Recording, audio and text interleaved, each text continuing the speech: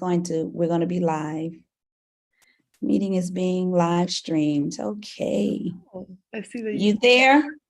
Yeah, can you hear me? Can you see me? I can. Can you see me? No, not yet. Now I can see you. Oh, hi. It's a little bit of a delay, but we're going to look through that. So that's fine. But I am so excited to have you here with me tonight. Lesedi, you are awesome and you're beautiful. Thank you so much for having me. I was just like, when you reached out, I'm like, oh my goodness, this is a great honor. Oh, that's so special. So I'm going to let you introduce yourself to whoever joins on, but we are just going to, I think what I want to do is I want to go ahead and get started because this is going to be like a recording on there and we're going to be able to talk and it's going to be a video. So after the fact. So we're going to go ahead and get started and I'm going to pull up my questions. But while I'm doing that, introduce yourself.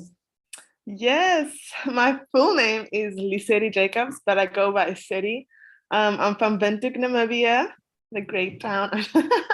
I originally came to America on a tennis scholarship at the University of Kentucky, where I obtained my bachelor's in accounting and finance, and then I got my master's in finance at Kentucky.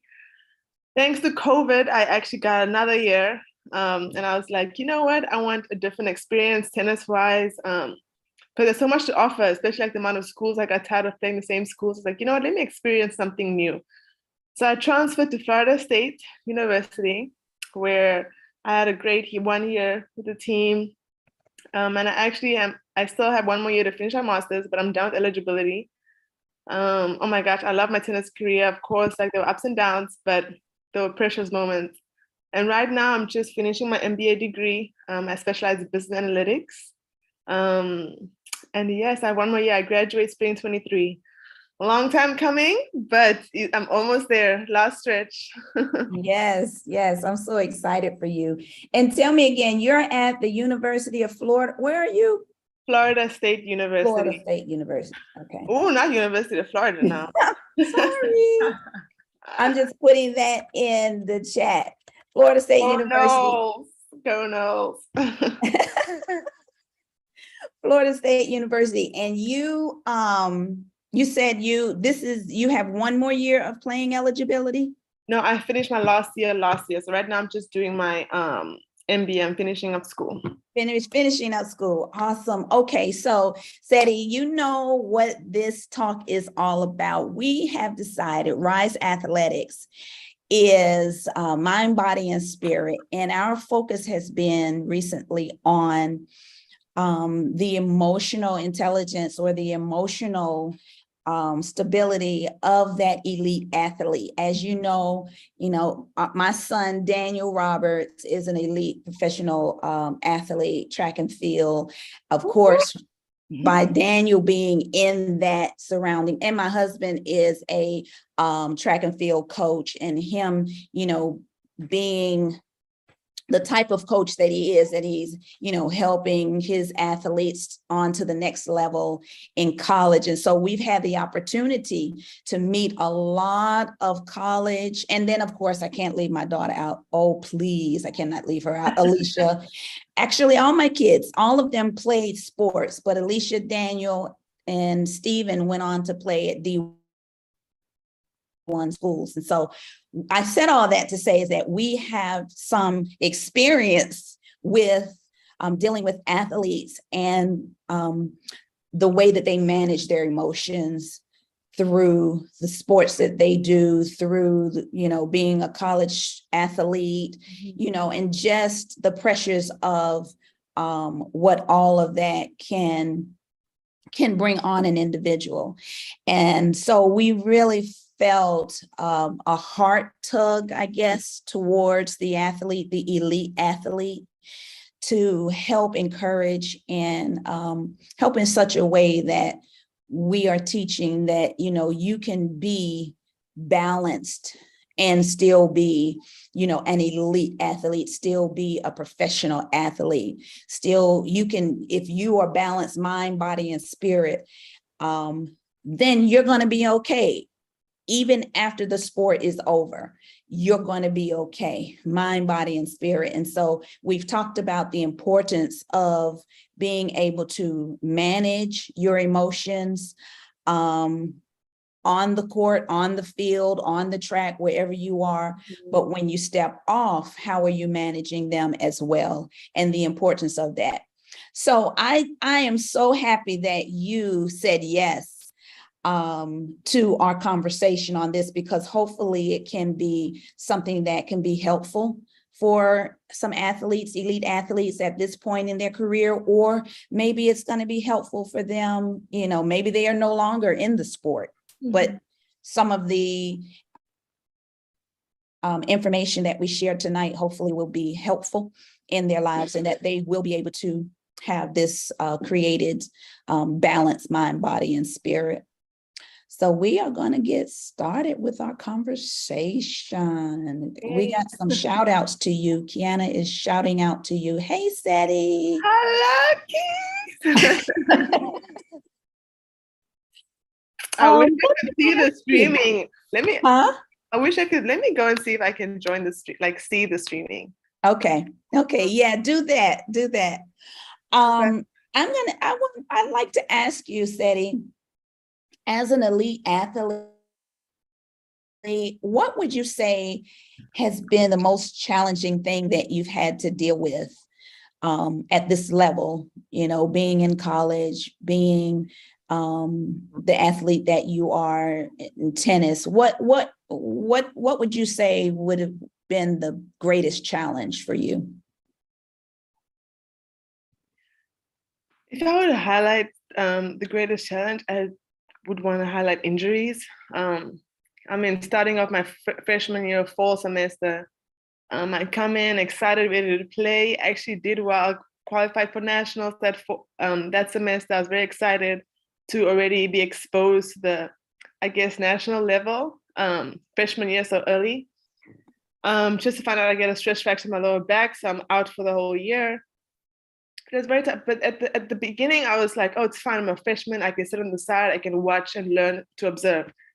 But just as college went on, I was just one of those players that just always had something. Where there was nagging issues, had to sit out, do less, or always do modified workouts. I was never a fan of modified workouts because I'm always that I can do anything, I want to do it all. I don't want to do modified versions. But I had to change my mindset. I was like, it's not that you aren't able, it's just that you have to do a different version that can still works the muscle that you need to be using.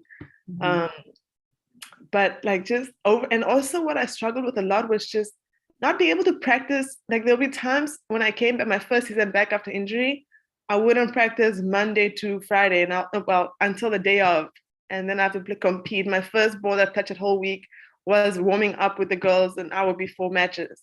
That was tough mentally, because it's just can I execute? Can I play? What's my level like? And just having to manage my emotions and having to manage first season back also, because nobody knew how Lesedi could play, because I was out after the fall. So that was just a tough time. And then of course moving on forward, and even coming to Florida State, I actually had a few injuries. It was so hard. It was so sad, because of course I wanted to finish up my last year with a bang. But then again, I gained so much more out of it. So I can't be too down on myself. But I would definitely say injuries has definitely played a huge role in my college career. Yeah, I get that, because all of my kids that, where they went on to play in the D1 sports arena, whether it was football, track, or volleyball, each of them had a major injury. And so I get that. During that time, as you are, rehabbing, recovering, rehabbing, how are you recovering or rehabbing your mind in terms of where you are as an athlete? What what you can do, what you'll get to do, what if you will be able to do anything further. How are you at the time managing your emotions during that time? Oof, to be honest, at the beginning, what helped me a lot was positive reinforcement from my group, from people around me. And then also I just reminded myself that I have to look at rehab from a different approach, that it's here to only strengthen me and make me stronger. It's not here because I am like at a deficit. It's just because I need to get stronger at certain spots.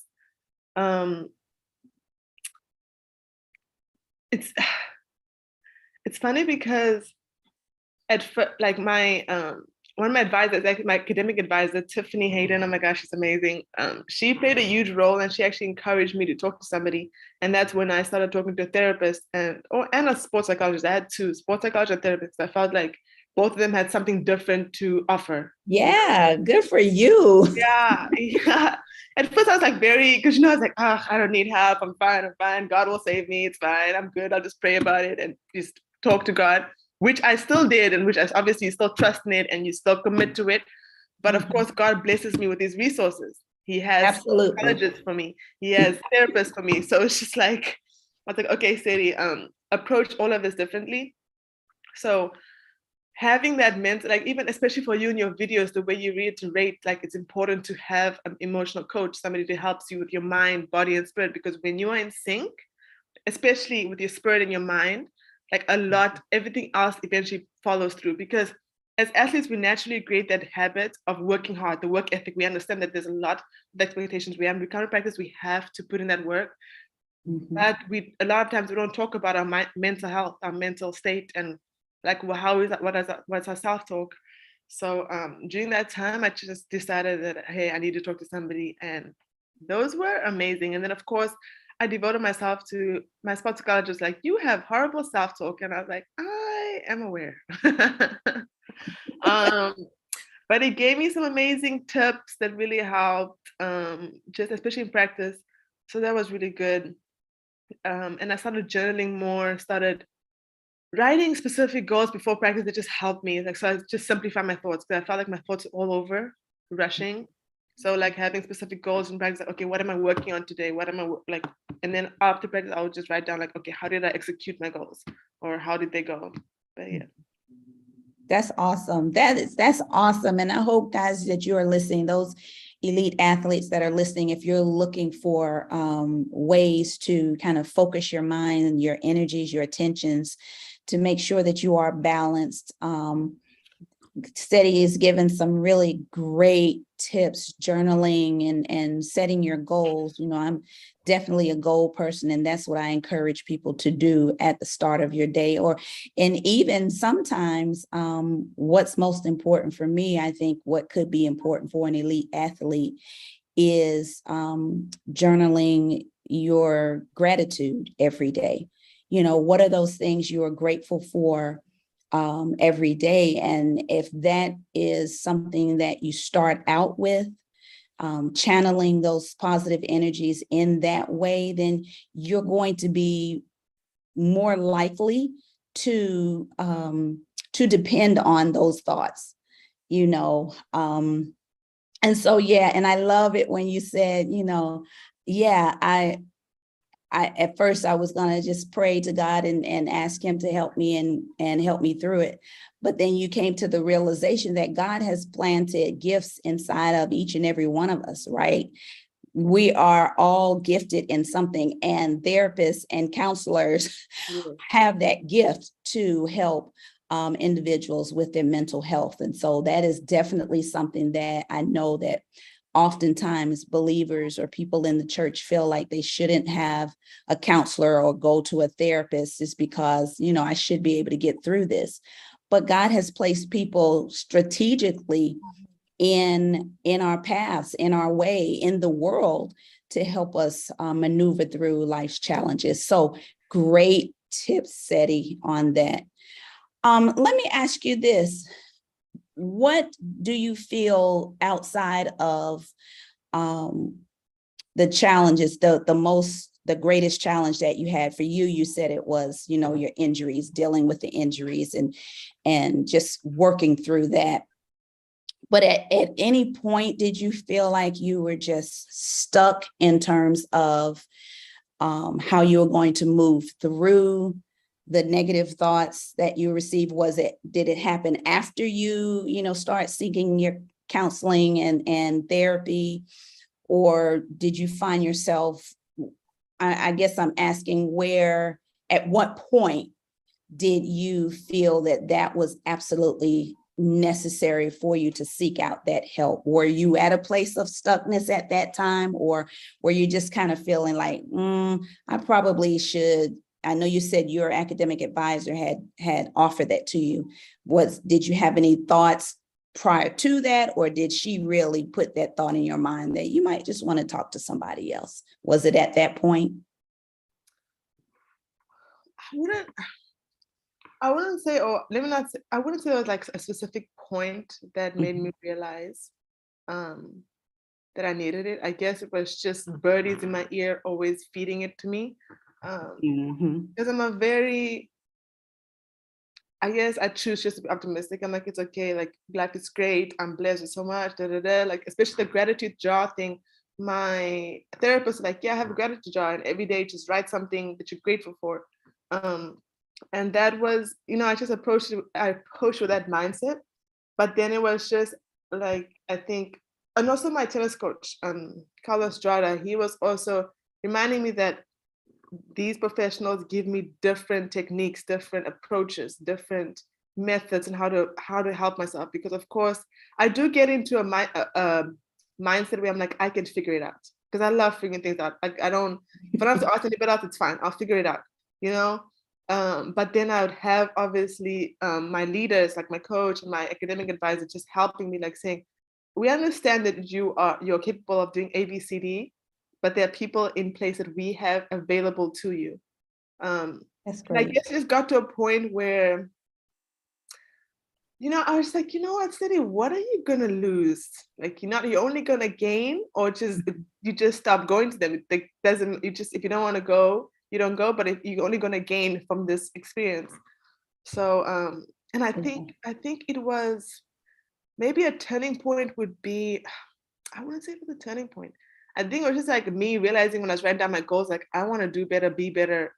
Okay. Like just whole, and I just knew that my mental headspace needed to be different, needed to be better. I needed to approach, especially matches, differently.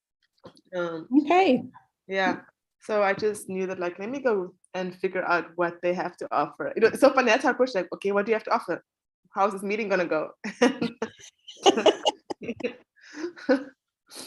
So I love that. I love that, because the connection is so clear for me, and I hope it's clear for everyone watching, in terms of, you're feeding your mind, you're already doing what you should be doing for your body. So you're feeding your body. Now you're feeding your mind with positivity, and you're getting the good things into your mind, as well as your spirit. Thinking on those things daily, the things that you're grateful for. And then that started to kind of turn things around for you, in terms of, as you were working through, the challenges of, recovering from injuries and things not turning out the way that you had hoped and wished they had.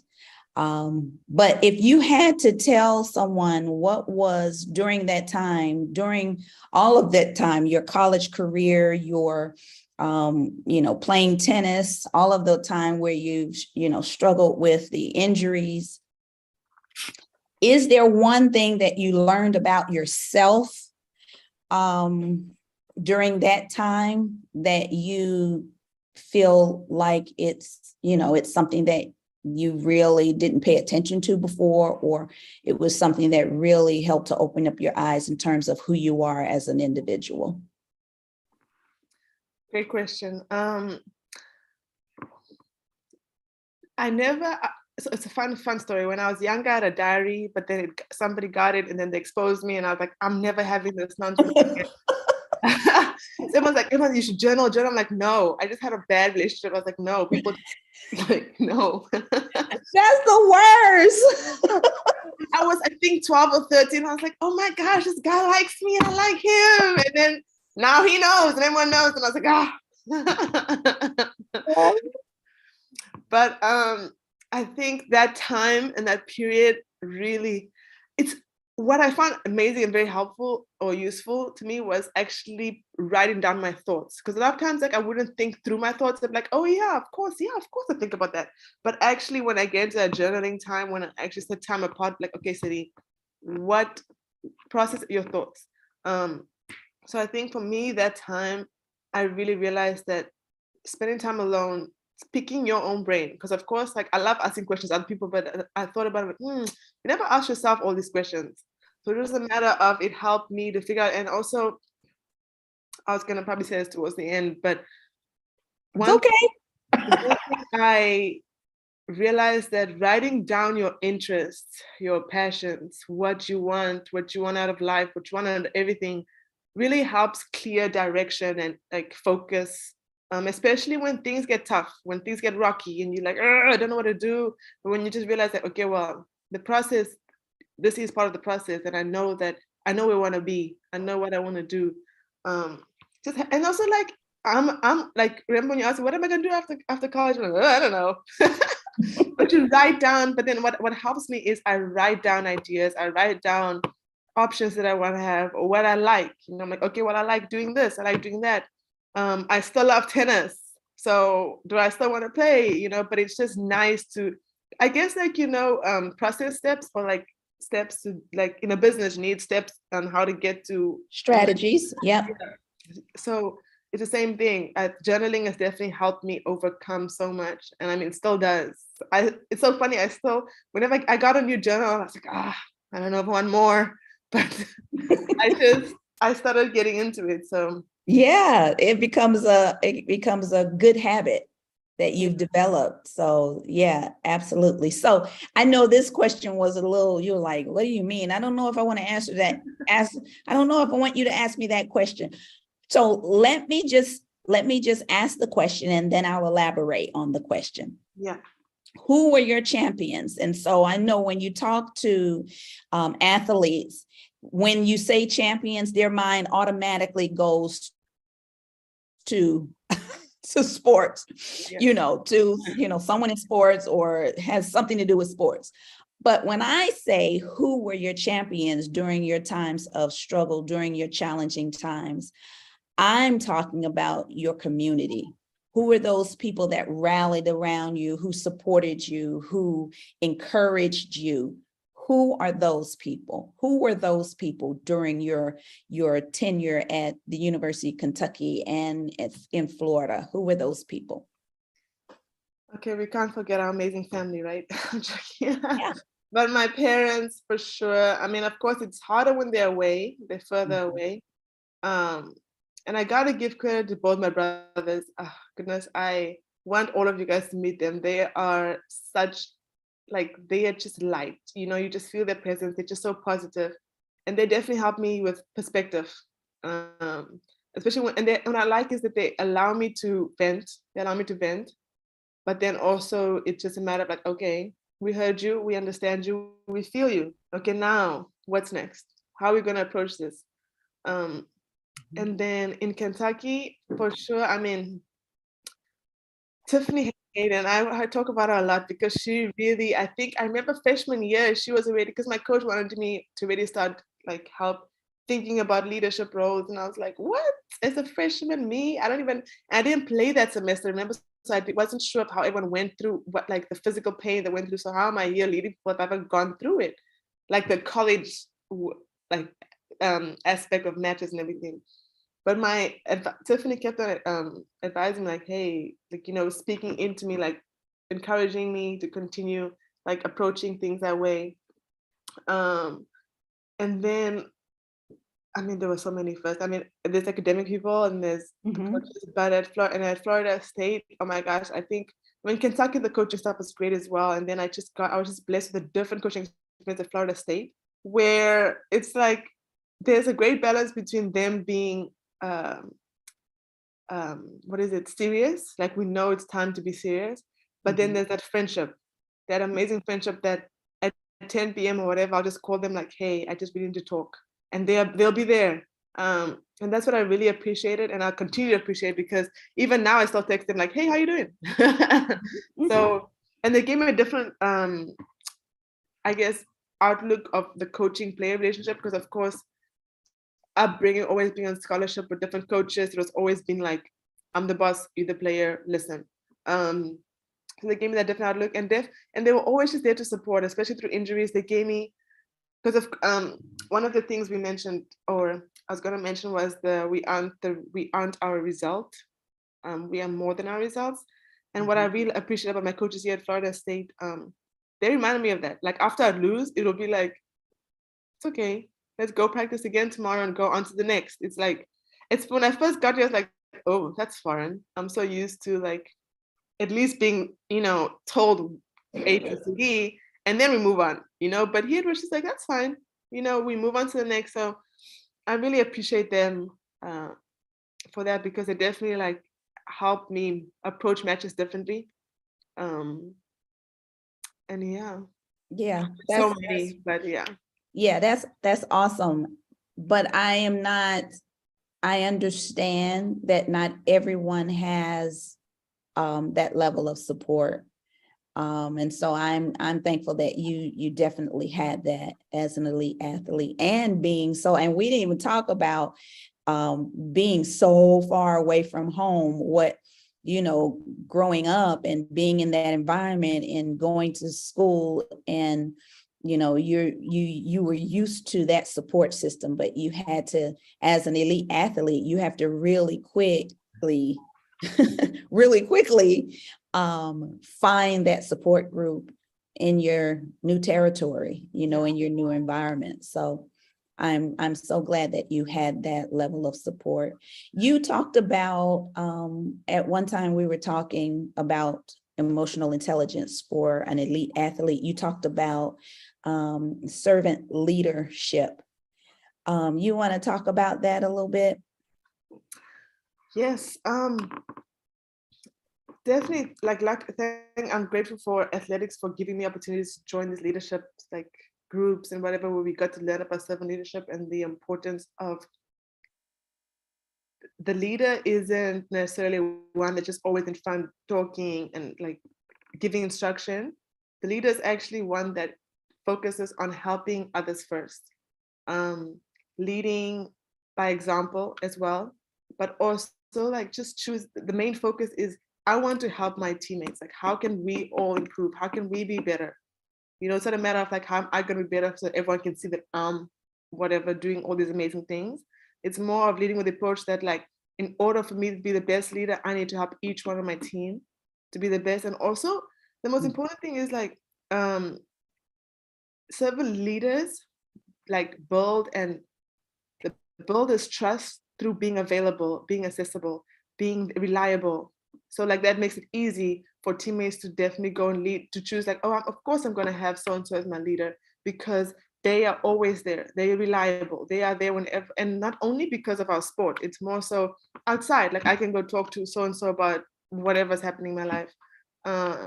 So I love that college athletics, they do make sure they teach us about the importance of servant leadership, because I think that's a great way to approach life. Because I feel like, power dynamics plays a role, obviously, but the best leaders are the ones that focus on helping and uplifting others instead of just focusing on their own successes. Yeah, that's awesome. I have one more question for you, Seti. I want you to think about what you would tell your younger self, yes, as it relates to your experience as an elite athlete. Yes. Oh, dear younger Seti. uh,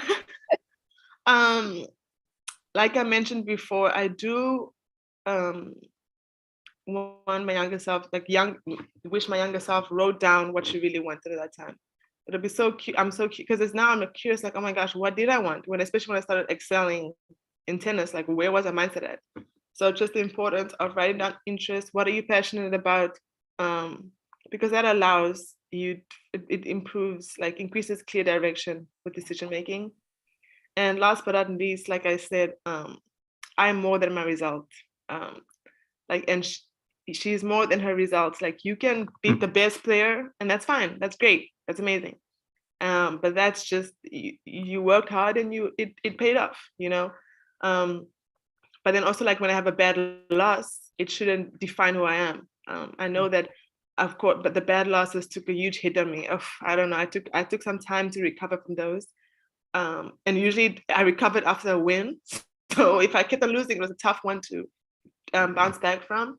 But yeah, to my younger self, like, your results on everything, and definitely explore different hobbies, because we are competitive. We love to win, especially when you're able to achieve other tasks, whatever it may be, challenges. You feel good. You feed your spirit. So yeah. Awesome. Awesome. Well, thank you, Seti, for taking this time out for me on a Friday evening to go live and talk about emotional intelligence and the importance of having that balanced mind, body, and spirit. I really appreciate you. You know, we love you. I And love you guys miss too. you. Thank you so much for having me. We miss you so much and look forward to seeing you in November. Yay! Oh my gosh, no, thank you. I mean, when you, this was great. This is great for me, and also just reminding me of, like, the importance of emotional intelligence. But mainly, of course, like, your videos. I was like, yes, I am loving it. It's a mind, body, and spirit. You got to get them all in sync. Um, so thank you so much for everything, like, you teaching us. I love watching your videos. I will look forward to more of your videos, and everybody make sure you subscribe and like and follow, because she gave some great content. Like, I wish, and I love the way you make it sweet and concise. Like, it's just like, hey, this is the message for today. Go enjoy. Yeah. Well, thank you so much. Thank you so much. I'm still, learning a whole lot, but I know where my heart tugs are, that with my young people and with the people that have grown up with my children. And so we just want to do something just to give back to the athletes out there. You guys work so hard for, building that muscle memory in your body, but it's now time to take time and build that memory, that muscle memory for your emotions, and make sure that you have that great balance. So thank you so much, guys. Yes, just like Seti said, she said it so wonderfully. I don't even have to say it now. Go ahead and subscribe, like, find us on Instagram, Facebook, Mind, Body, and Soul, Rise Athletics. I am Coach Mel with Rise Athletics, Mind, Body, and Spirit. Athletes, we want you to be whole in all that you do. So, peace. Bye.